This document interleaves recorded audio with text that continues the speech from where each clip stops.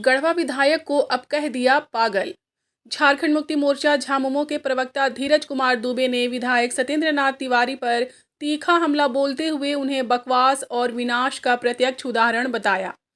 उन्होंने कहा कि गढ़वा विधायक विधानसभा में जनहित के मुद्दे उठाने के बजाय अनाप शनाप बयानबाजी कर रहे हैं, जिससे उनकी मानसिक स्थिति पर सवाल उठता है। झामुमो पदाधिकारी विधानसभा अध्यक्ष से मिलकर उन्हें पागल खाने भेजने की सिफारिश करेंगे और उनके इलाज का खर्च झामुमो कार्यकर्ता उठाने के लिए तैयार हैं। श्री दुबे ने आरोप लगाया कि सत्येंद्र नाथ तिवारी खुद अलकतरा चोरी और 50 करोड़ के विधायक कोटा घोटाले में शामिल रहे हैं, लेकिन अब दूसरों पर उंगली उठा रहे हैं। उन्होंने कहा कि श्री तिवारी का राजनीतिक षड्यंत्र जनता समझ चुकी है और उनकी ओझी राजनीति पर हंस रही है। श्री दुबे ने यह भी कहा कि भाजपा कार्यकर्ता भी उनसे नाराज हैं, क्योंकि वे किसी का फोन तक नहीं उठाते।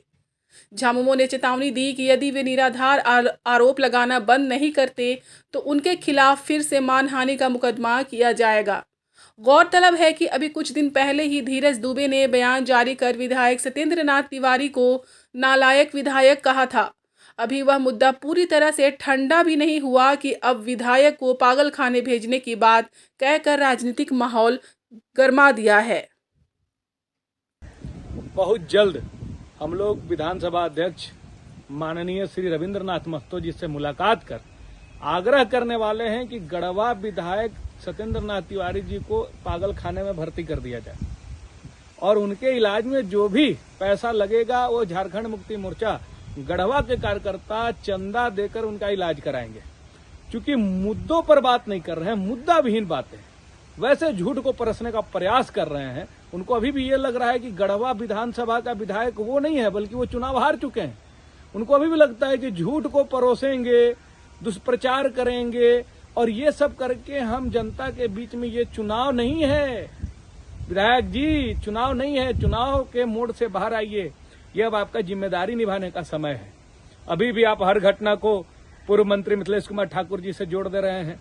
प्रमाण है तो आप उसको लेके न्यायालय जाइए, प्रमाण है तो आप चिट्ठी लिखिए गृह मंत्री को, प्रधानमंत्री को।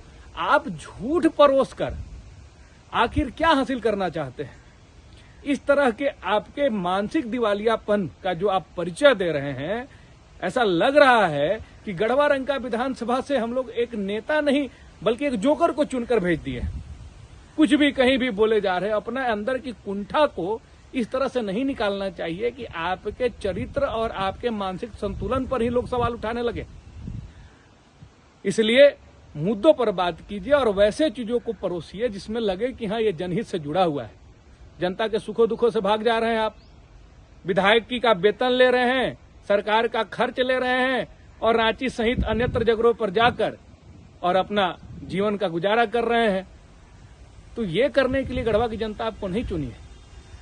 आपको गढ़वा की जनता इसलिए नहीं चुनी थी कि गढ़वा रंका विधानसभा में जो विकास कार्य हो रहे हैं उसके संवेदकों से आप अपना कमीशन वसूलें और जो आपको कमीशन न दे उसको गाली गलौज करने लगे।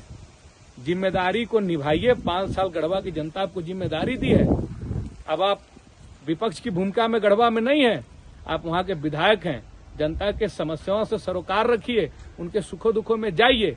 नहीं तो जिस तरह का आपका चरित्र और आपका व्यवहार आ रहा है, ऐसा लग रहा है कि गढ़वा की जनता फिर चंदा करके और निर्णय लेकर आपको पागलखाने में भर्ती करा देगी।